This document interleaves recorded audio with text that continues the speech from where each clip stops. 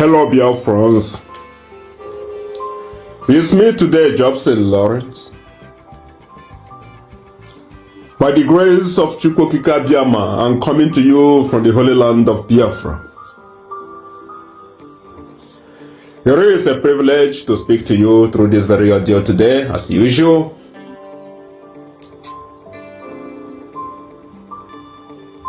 I want to use this opportunity to speak to all Biafrans all over the world, those that might be willing to listen to me, and those that might say it doesn't really matter.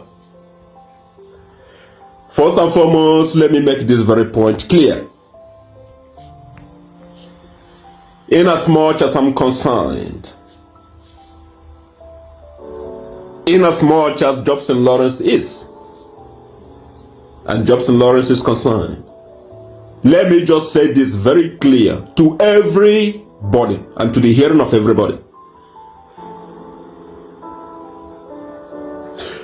My first priority as an Igbo man is to defend every Igbo man. It doesn't matter where you are. If you have the privilege, the opportunity to defend you, and we do that.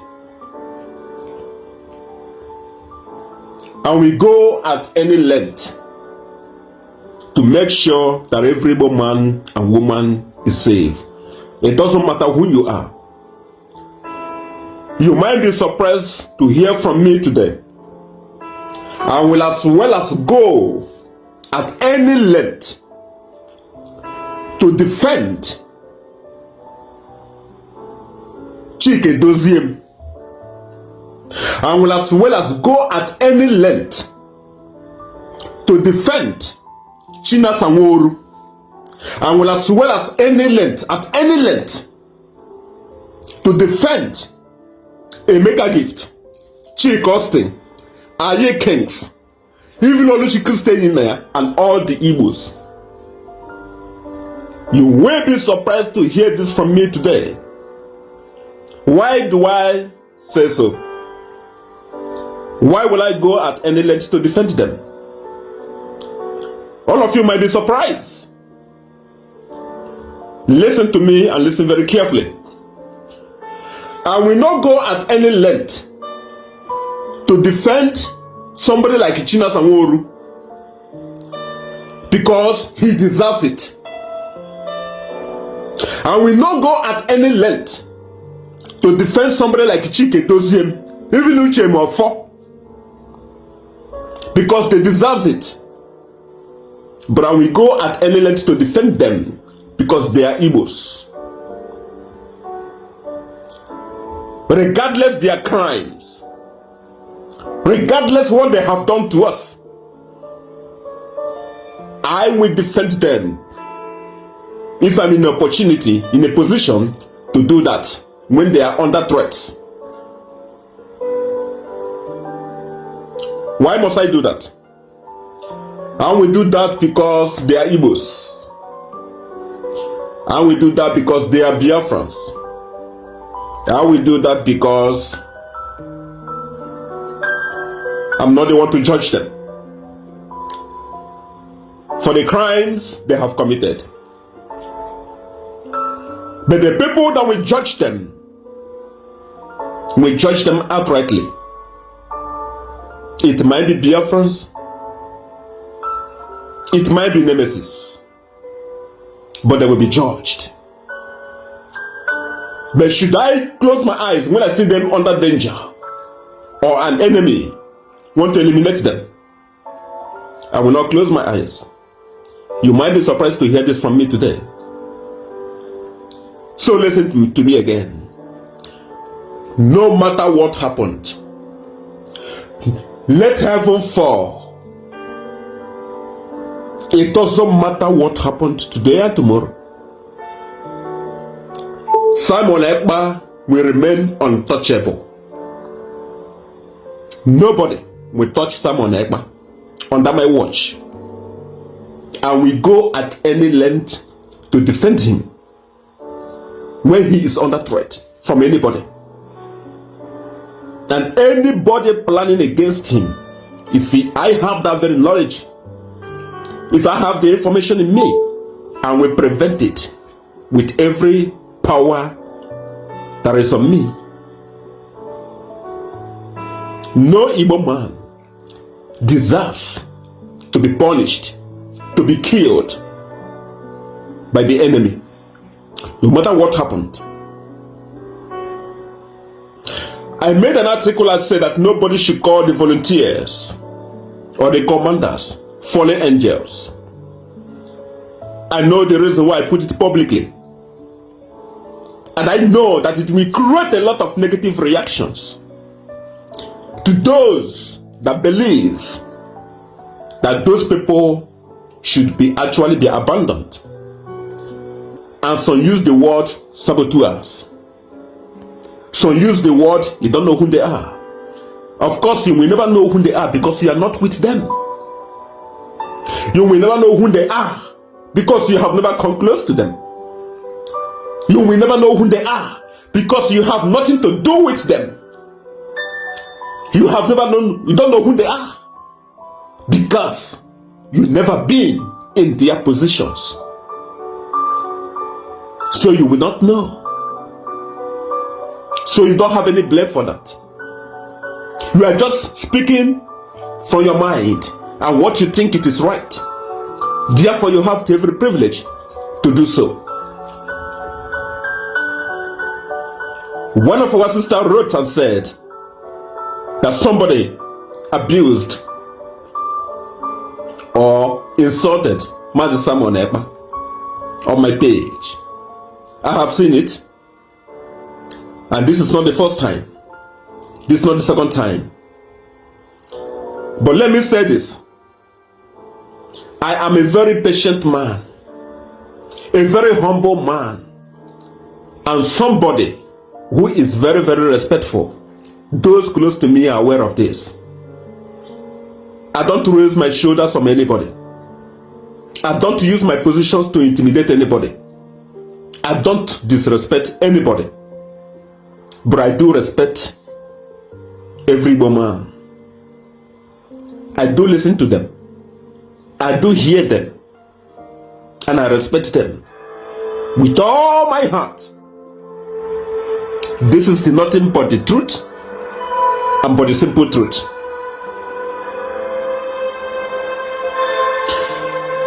Before I put any statement forward, either on social media, publicly, know it very well that I have tried secretly to sort out most of the issues, including those that have maybe written negative comments against someone like on my page. I have reached out to them privately, trying to sort out issues with them. You don't do this. You don't go this way.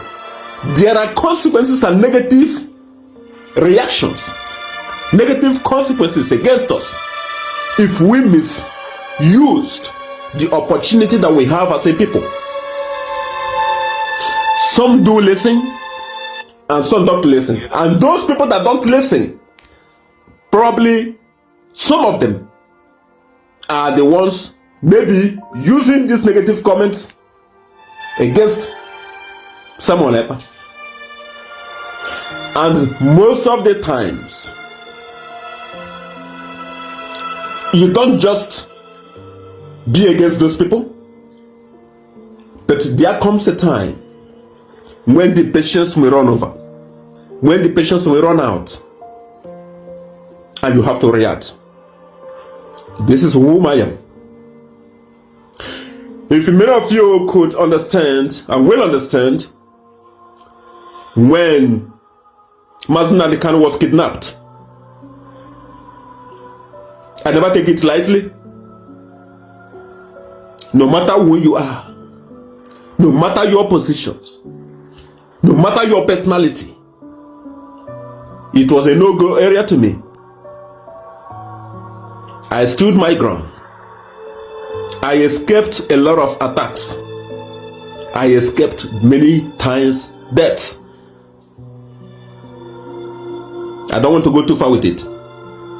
I even go as much as possible as far as I can to make sure that other people are saved from the hands of the enemy and those that are being targeted. We all are Biafrans, we all are Igbos, but we have different mindset. I have the mindset of my leader Nnamdi Kanu. If we are very close to him, you will know that he's a very good man and a very nice man.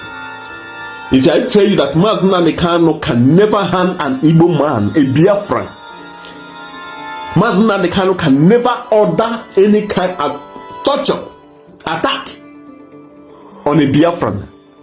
If I tell you that, you will not believe me.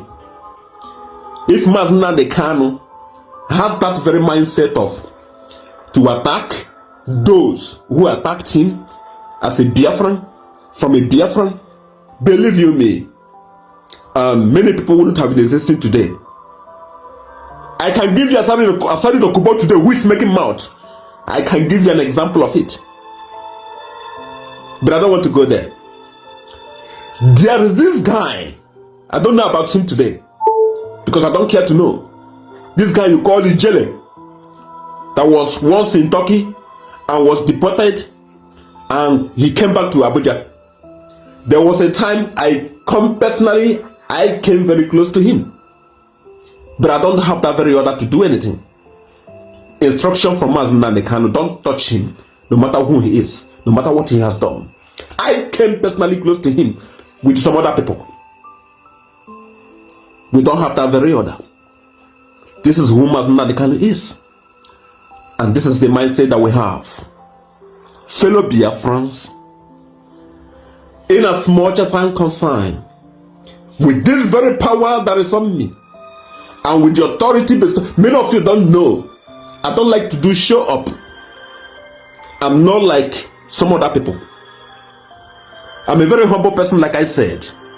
I don't like boasting. I don't like showing up. Why is this so? Because the moment you raise your shoulder up against your fellow human being, that will begin the time and the moment of your downfall. That is the moment of the downfall of so many people. Somebody like China Sanworu, nobody knows him. He wanted to be Nnamdi Kanu at all costs, and today he is championing those who supported him. But he has fallen already, because nobody will take him serious.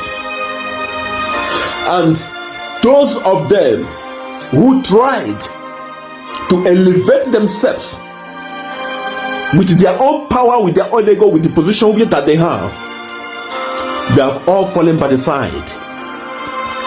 The moment you humble yourself, no matter what happens, you will keep going.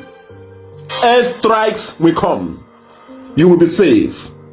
Bullet will fly, you will be safe.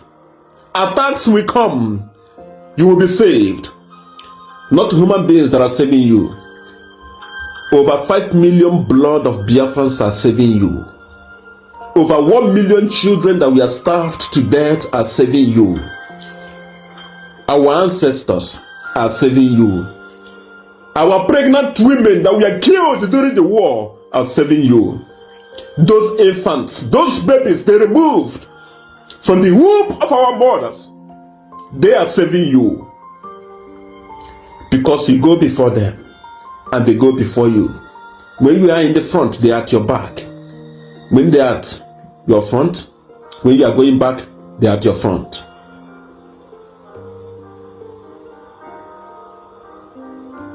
Please, there are many differences everywhere. There are many problems everywhere. Many disagreements everywhere. But one thing that I want to let you know is this. Igbo race is very difficult to control. Igbo race is very difficult to handle. And that is exactly why it seems as if the enemy is laughing at us. Asari Dokubo made a statement and said that he will defeat P2B the way he defeated Nnamdi Kanu.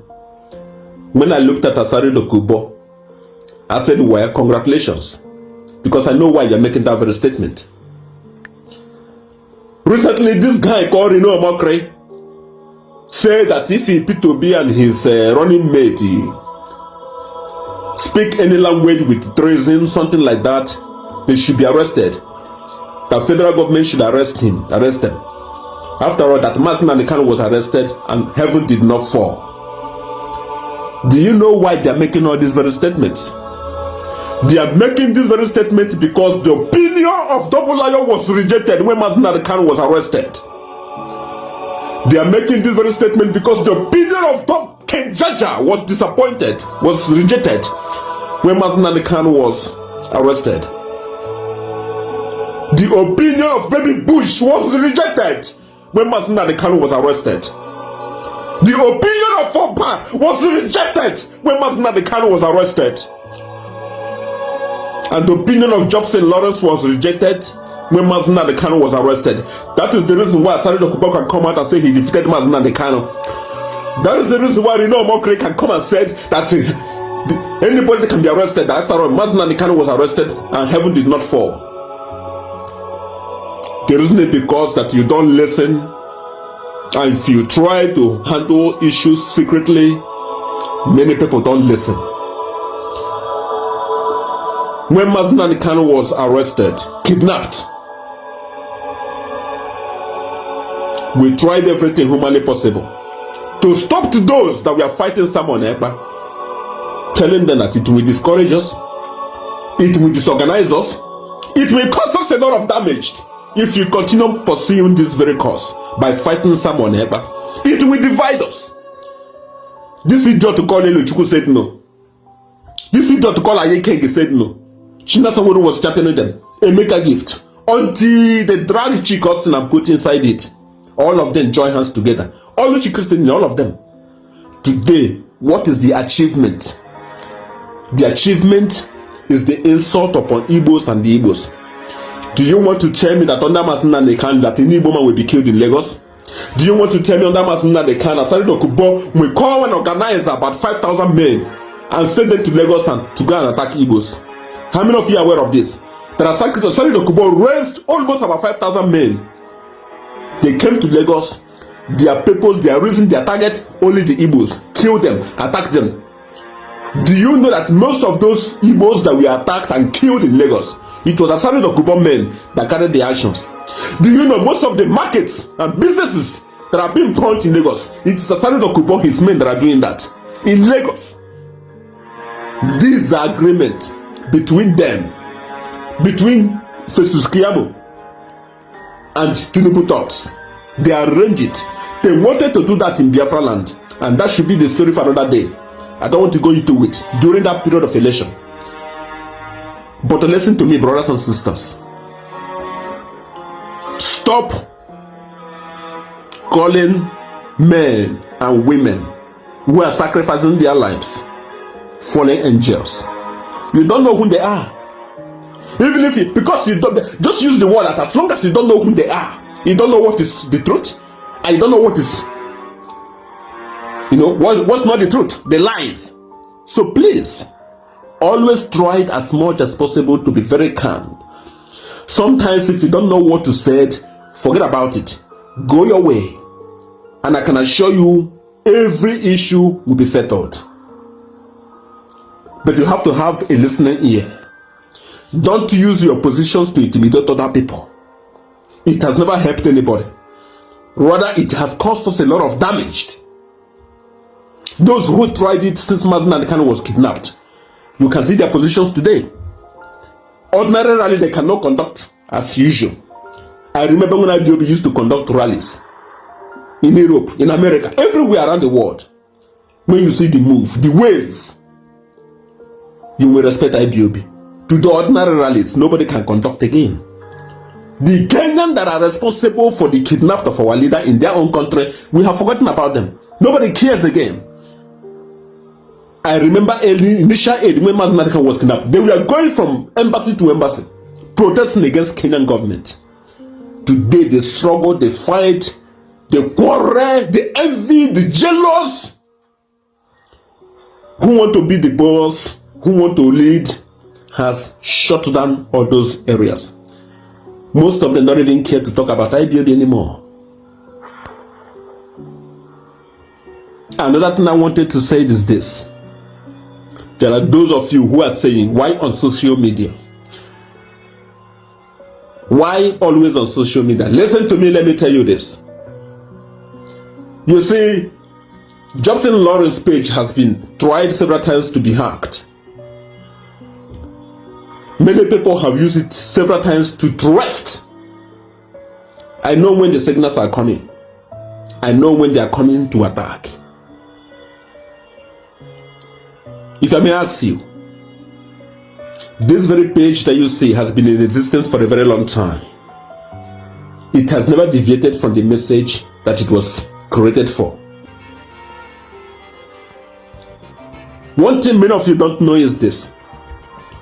When Ikonso was alive, I never made any single audio. None of you heard my voice. I did not speak to any of you through audios. When Ikonso was alive, I never to speak. Who am I to speak? I can post an article, but I'm not allowed to make any audio. The first day I make audio under Ikonso, under the watch of Ikonso, that was during the time of attack, the Obibo killings and massacre. That was the first time that I made an audio. Before that very audio, when next week we are planning to slaughter the Igbos in Obibo, the information came. We looked at it. We didn't know that it will carry out that very threat. When he pours coffee on our people at Obibo, he started going from house to house. The video came. The information came that next week is killing the Igbos. It was confirmed. And when this happened, I told the Ikonso, I said, Ikonso, please consult Nnamdi Kanu, that next week have to be stopped. That we have to do something. Ikonso have to consult Nnamdi Kanu and the other commanders. Nnamdi Kanu said, how do we intend to do it? We give him the guidelines. We explain to him how this very mission will be carried out. Nnamdi Kanu looked at it and said, no. That it might escalate. I said, yes, but there is a way we can do it. Now he has already killed many people. But we can prevent the rest if we move on. Remember, before this very attack, killings, Obibo massacre, the Eastern Security Network has never been unveiled. For your information, they have nothing like Eastern Security Network during that Obibo massacre. And where were those men that I told Ikonso that we can stop it? Now you can use your own tongue and count your teeth. When the Eastern Security Network was unveiled, after some few days and few weeks, after the Obibo massacre, after 2 months, what happened? You saw the men in the camp. You saw the men that unveiled the Eastern Security Network. These were the men that I told Ikonso and the Nnamdi Kanu, we can stop Nelson weekend because I know that we are capable. Many people don't know it. But it didn't happen. When Nnamdi Kanu said no, after 2 days the information kept on coming. Igbos is still being killed in Lagos. Many people arrested and sent to different locations and different cells, different prisons. That was the time I burst out with audio. My message then was directed to Nnamdi Kanu. I said in that video that I don't know if I can still find that very audio. That was in October 2020. And I think in November, something like that, 2020. And I said unto him that I'm in pain, that we can't watch our people being killed like chickens, that next week I have to be stopped. I was crying on that very audio. And that